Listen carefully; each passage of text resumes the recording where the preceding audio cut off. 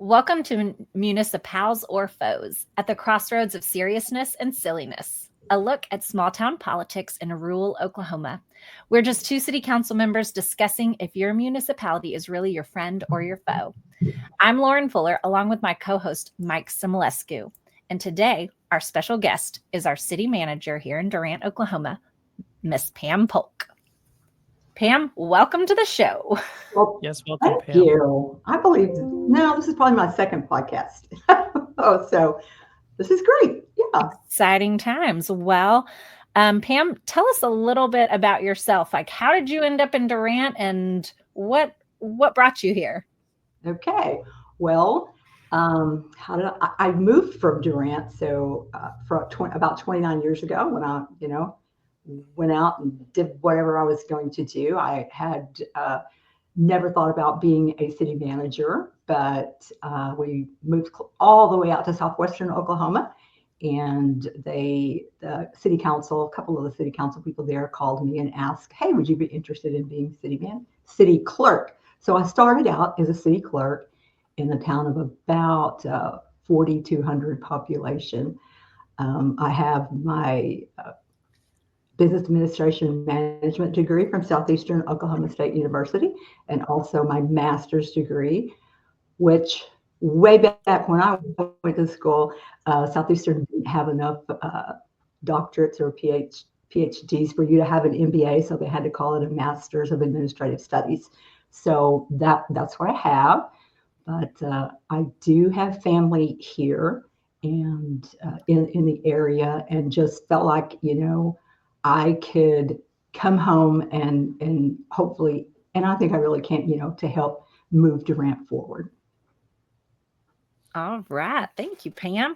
Tell So, us a little bit tell us a little bit about your previous stops, other than like when you first started, but where you've been between your first job and you came to Durant, and kind of a little bit about your, other things that you do when it comes to city, municipal government, and those type of things.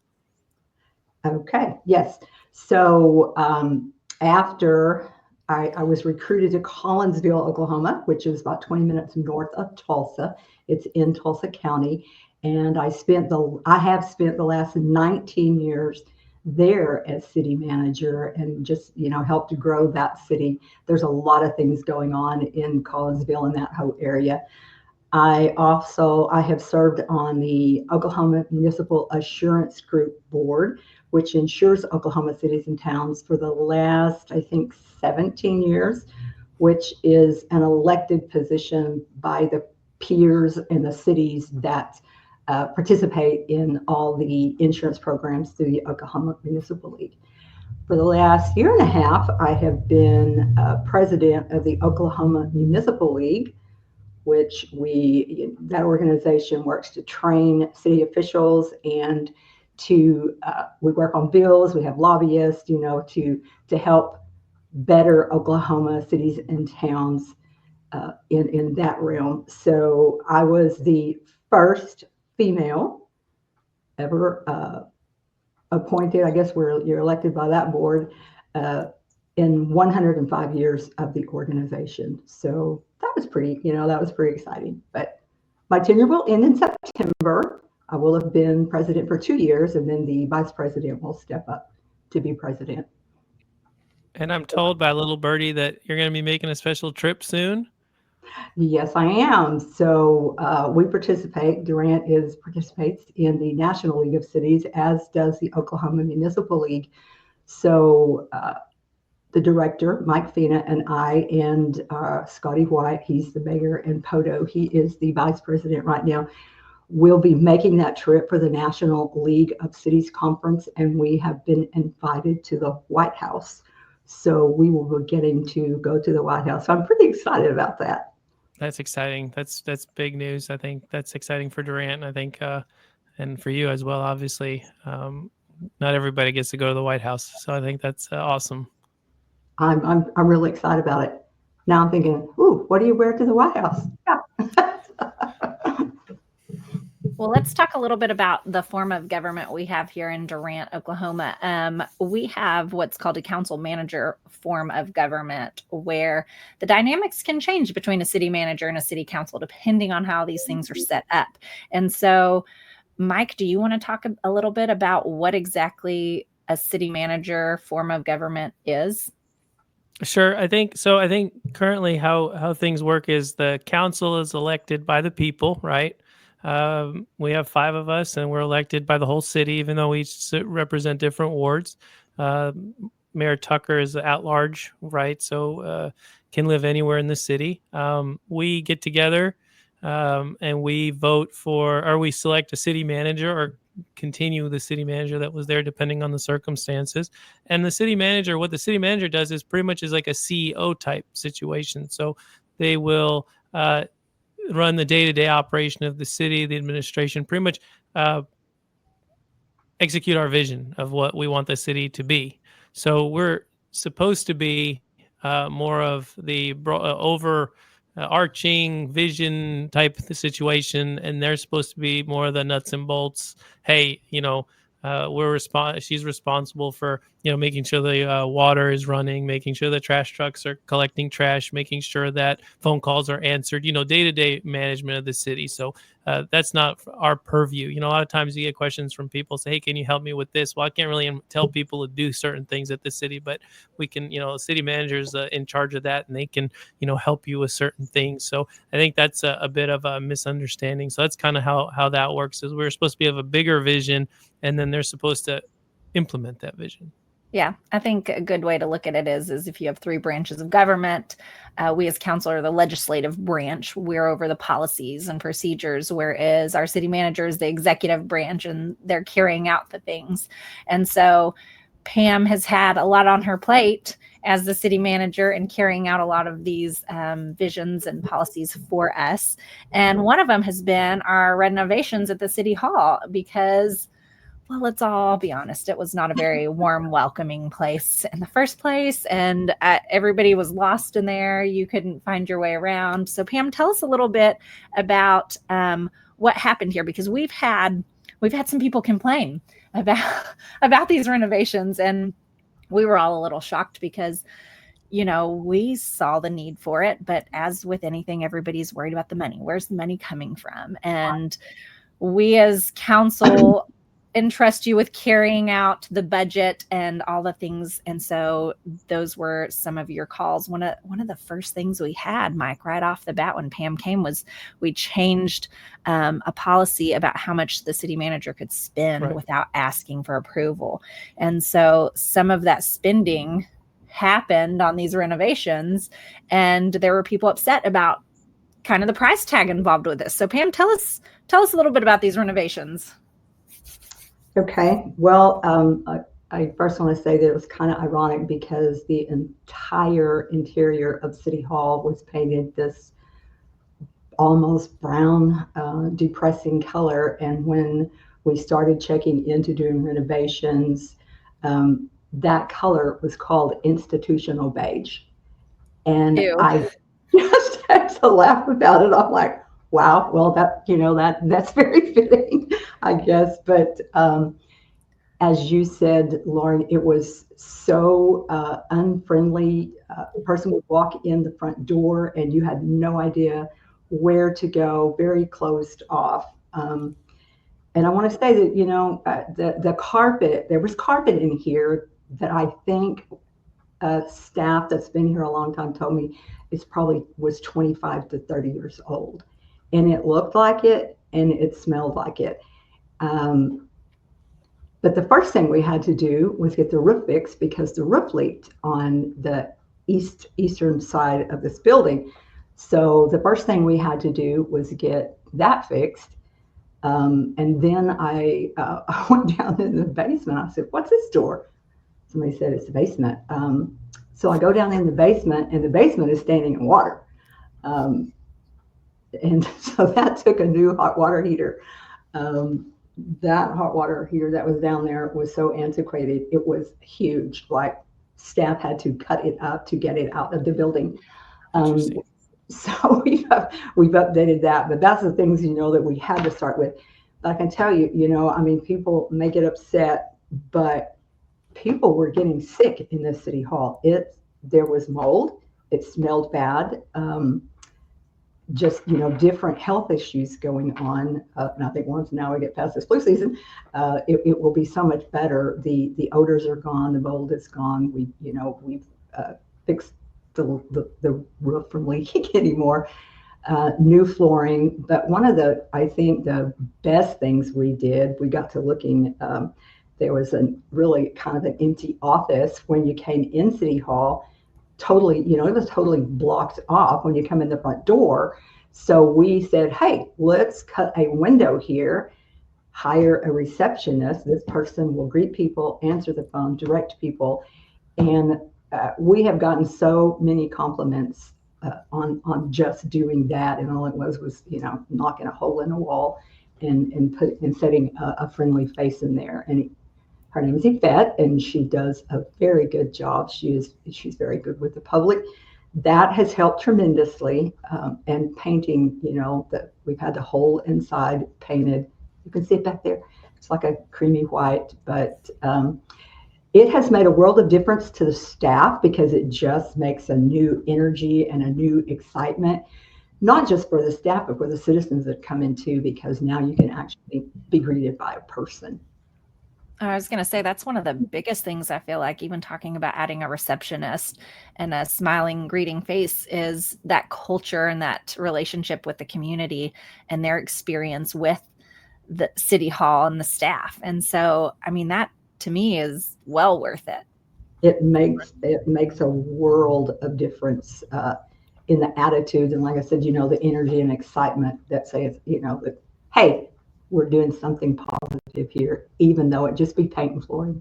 Well, that's one of the things I wanted to ask about is, I mean, there's always kind of a tumultuous relationship between citizens and city government and trying to navigate those communication avenues. And so, yes, coming in person is one of them, but we've talked about steps to take to increase those avenues for people to reach out and feel connected and feel like they're heard with our staff and with our government in general. So can you talk about, are there any improvements we've made on that realm? Well, we've made improvements, some improvements to our IT and that department, and just, different things and upgrading. We went through an upgrade of our website, and just doing different things along that line. Now we do have Report a Concern that's on our website. People can also go online and sign up to receive all the agendas. So I would encourage people to do that, because then we can just email that agenda straight to people. So we want to encourage people to get involved, be heard. We're doing different things to be, transparent with the community. Police department, fire departments doing the same thing. So it's kind of, it's a change of the whole culture. If you haven't been used to doing that, then we're going to need to change the culture. Right. And those are things I think most people aren't even aware are available. And so when you get complaints from people, you're like, well, it's as easy as jumping on the website. You just jump on there. You can poke around. It's pretty user friendly. Sometimes we get that, well, I voted for you, so you need to report it. So we get that as well sometimes, right? So, but that's what they tell me. But I do try to get people the website or call or whatnot. So, but yeah, no, I think you're right. And I think, the renovations, go back into renovations a second. And I think, we've been discussing that for a while, even before Pam, you came on board. Like, this had been a talk from when we came on council.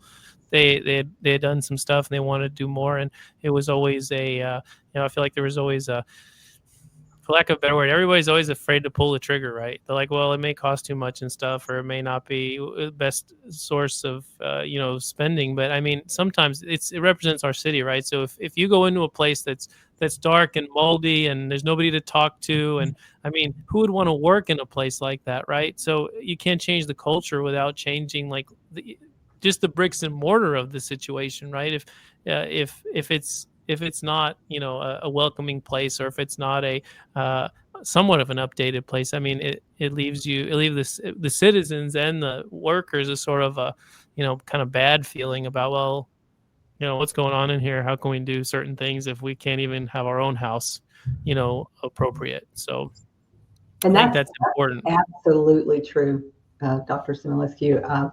It changes everything. Like you said, if it doesn't look professional, smell professional, I mean, how are we going to bring these developers in here Right. in, closed off, decrepit, I will say, but it is so much better. Now, our next step, I don't know how many people know, but there is an upstairs to this building. And it's a lot of wasted space, and I would love, and that we will be working on that, hopefully this next year, to clean that out and utilize that space. And then you did also some renovations to the council chambers as well. We did. We repainted it in there, did all the trim in the bronze color, the new flooring, of course, left the dais table, and even had the green wall repainted. I did, I thought that green color behind the dais table was very soothing and complemented the other colors very well. So we had that repainted, and the flooring is still not finished, but we are getting there. Well, the renovations have been amazing, and I know everybody that comes in the building notices and appreciates them. And the last thing on their mind should be worrying about picking through the budget and worrying about how much it costs, knowing that as our city manager, you're going through that with a fine-tooth comb to make sure we're responsible in that aspect. So let's talk a little bit about, like, what are some other things that we have been able to accomplish this last year, Pam? What have you had your hands in? Oh my goodness, what have my hands not been in? I was trying to think of all this while ago, earlier today, because there's just so much, when you first come in. So I will have been, March the 5th will be 11 months, which is crazy to think it's almost been a year. We have done a lot in a year, but we have a lot more to do. One of the first things, I wanted to do was to be at the table with different entities, because to me, you need to be sitting across the table, looking eye to eye at one another for different entities, and to try to mend some relationships, because this is all about people and building relationships. So there were some that had been severed or sideways. So that's been part of it too, and to have meetings with staff, because I started out as a city clerk and went through several city managers years ago, just like Durant has done. So that is never conducive, to getting work done, or people, even the staff, believing in you. So I know, because I've had that feeling too. Oh my goodness, here we go again. It's here we are with another one. And so gaining the respect and the trust of the staff was big for me. And you all as the city council, you knew about me, but you really didn't know me, and what I could do. But I've been doing this now for like almost 30 years. So I still love it. And I love being on the ground level of local government and seeing how you can make a difference and change things. So there's been a whole lot. Like, I've gone through contracts, all the leases with different entities. We're looking at what percentage is being paid to the city, and what can we do there? Some of them, have those contracts hadn't been looked at in a very long time. So it's kind of just digging through all of it, which is huge. One of the other things is I've always done police and fire negotiations. So I started doing that here, and they said, well, you're going to call in a consultant? No, we're not going to do that.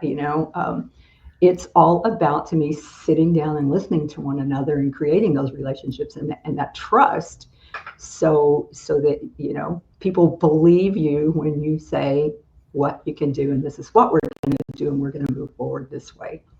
So I didn't, start out to say, hey, I'm going to go to school to be a city manager. It kind of fell in my lap, but I absolutely love it, and I think I've really thrived on it. But there's just a lot of things. I mean, we talked earlier about changing the culture. That's staff and citizens. Because if they've not had that trust in the past, then that's building that, being out there, at events. I'm a very social person, so I like to be at all the events, and I just like it all. When I started April 5th, and that was budget season, and so we spent I don't know, the next 3 or 4 weeks, doing budget. So I believe I'm going to have a better grasp this time, being a year on the whole budget, because I don't know how many people know this, but the only state appropriated funding that cities in Oklahoma receive is sales tax.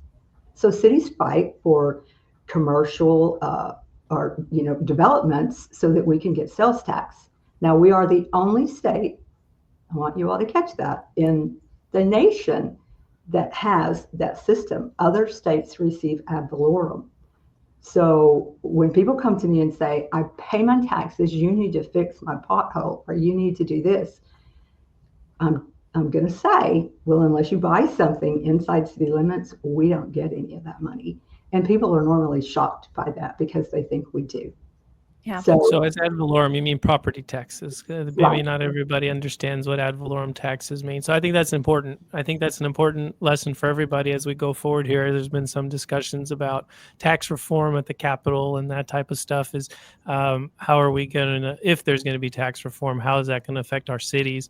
So I think that's really important to understand that Texas and pretty much every other state in the union, they get property taxes and some sales taxes as well. So it's a little bit different from what we do here in Oklahoma. So I think that's a important lesson. And I keep telling people that, and they look at me and they like, I didn't know that. And if I tell 10 people, probably 9 of them say, I didn't know that. So I think it's a lesson that as we go forward here, it's really important, once how we spend our sales tax dollars and those type of things. So. Well, Pam, it sounds like you spent your first year weeding through the paperwork and laying some groundwork and making sure all of our budgeting and our contracts were on par and everything is starting to get squared away. But what has that set you up for? What are some of your future outlooks and goals for the coming year? Oh, goodness.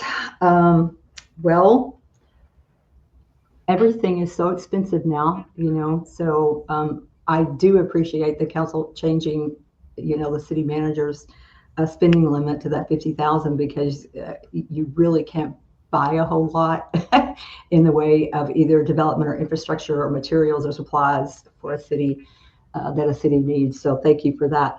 One of the projects that I understand has been in the works for some years is the Main Street Improvement Project. So that will be from 4th to 16th on Main Street. It will be the complete street, rehaul, redo, the drainage, sidewalks, lighting, streetscape.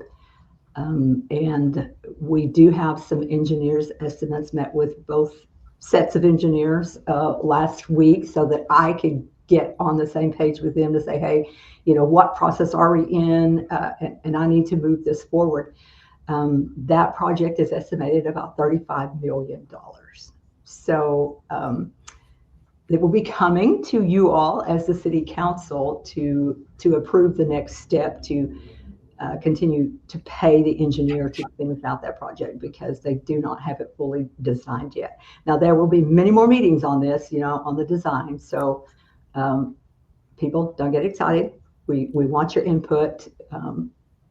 But now, I have to find $35 million for one project. Another big project is, of course, in Oklahoma, cities and towns, our water and sewer infrastructures are just so dilapidated. So we need a 24-inch water line from Gerlach all the way out to Eagerfield to the airport. That project is estimated at between 34 and 36 million. So we have two projects that we need approximately $70 million for.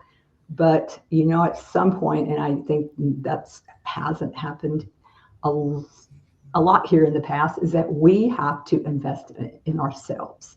The citizens, you know, all of us, we have to invest in quality on these infrastructure needs, but also on quality of life issues that we all love, you know, things that will keep our young people here. And, you know, we're a college town, you know, so we need things for these college kids to do. So I am going to be big on infrastructure projects that draw citizens downtown and keep people here. So, and we're poised right now. Durant is poised, you know, with what's going on in North Texas, and then on the Oklahoma side with the Roosevelt Bridge is going to be redone. We are seeing a lot of interest in housing and commercial developments right now in the city of Durant. So we have a bright, big future. We just need a lot of money. So my next thing is to figure out the budget situation. Yeah. And what I think most people don't realize is when we say we're going to pour all this money into infrastructure, and they go, well, how does that increase traffic? How does that help development? How does that give college students something to do? What we're getting at here is, you know, if you have a well-structured, maintained, developed Main Street, that appeals for other businesses to come in. When you have a water line that can service more people, that allows not only businesses to come in, but more housing to come in. Yes. And if we don't have these things, those companies can't come here in the first place. Those residents, those houses can't be here. And so most people want to spend the money on things that are readily seen. And what they don't realize is we're laying the groundwork so that they can even have the option to come and build. And that's the exciting part, is there's hard, long work to be done, but the long-term goal is there. Absolutely. I call them the quality of life projects, the sexy projects. It's things people can see, put their hands on, go to. But when you're talking about infrastructure, you know, people just want to flip on the lights and they come on, the toilets flush. Those are the non-sexy projects, but we have to have them, you know, to move forward and to bring development here. Those projects become a lot sexier when the lights don't come on and the toilets don't flush and the water didn't come on, right? So, I mean, I think that's important, you know, as we talk, as we go forward with this. But I think, you know, from what you're saying, I think so big projects that you're seeing priority wise, Main Street, 16th to 4th, right, with the drainage completed and all that, which is, you know, it's a big project, you know, and then also that water line that goes from the from Gerlach all the way to the airport. I mean, those are kind of priority 1 and 2, or 1 and 1A, or whatever you want to kind of call it. That's kind of what it seems like to us. And then also, obviously, some other smaller projects, you know, the upgrade. You also have the upgrade over at Gerlach and First Street, right, coming up, where that intersection is going to be upgraded over there at the school. Yes. Yes. And you know, that's an ODOT project, since that's a state highway. However, the city's part to move the water and sewer lines is almost $2 million. It's at 1.8, but that project will start soon. And then there's you know, the overpass at 6975 that is on the 2026, I think, fiscal year for ODOT. So you're going to see a lot of projects in the next couple of years as far as transportation and infrastructure. But, you know, then there's everything else that comes with it. So, you know, economic development. Kathy Bohr has been here a year. She was here a year in January. She's doing a fantastic job. But, you know, we have to work on that side too, because, as I said earlier, the only state appropriated funding for Oklahoma is sales tax. So she's trying to, you know, we have a group that's working to trying to bring businesses here so that we can get more sales tax, because you can only raise water and sewer and trash rates so much, and then we've got to have some help. I will say that as OML president and on the OML board, we are starting a big push to change the archaic tax system that Oklahoma has. So we'll be working on that too. And that's a heavy lift, but I think that's a conversation worth having at the State House to kind of see what different options are out there. I mean, other states have, are doing different things when it comes to the way the taxes are distributed. And I think that is definitely a conversation that needs to be had, because obviously if everybody else is doing it differently, does that mean we're doing it right? Correct. Probably not. Yeah. Right. I agree. Yes. Pam, it's been wonderful, and we could talk all day long because there is a plethora of projects and things going on that not everybody gets to hear and have that inside look at, and maybe doesn't always understand how exactly they work or why we're doing them the way we're doing them. But why don't you let our listeners know how they can get a hold of you if they have questions or would love to communicate with you? Well, I can remember my cell number better than I can. I think the office number is 580-931-6600. Of course, the address at City Hall is 300 West Evergreen, so you can always call, and the receptionist, can see my schedule. So, I encourage anyone to come by, set up an appointment, because sometimes I'm hard to catch. But if you set up an appointment and we schedule you one, then I love to sit down face to face and hear what people have to say. Awesome. Well, Pam, thanks for coming on today. We really appreciate you taking time out of your busy schedule, because we know there's a ton of stuff going on for you. You're very welcome. Hey, I want to say it's a great day to be in Durant. Come on, people, help us. It is surely a great day to be in Durant. We feel the same way about that. Any closing words, Lauren? Anything you want to say? I think we've covered it all, Mike. What do you think? Yeah, I think that sounds pretty good. Like I said, we appreciate Pam coming out and then talking to us here on our podcast, and then we look forward to this coming year, and then further on as we move the city forward, and then we'll see you next time with a new guest. That's Lots right. of good things going on. All right. Thanks, everyone. Thank you. Bye.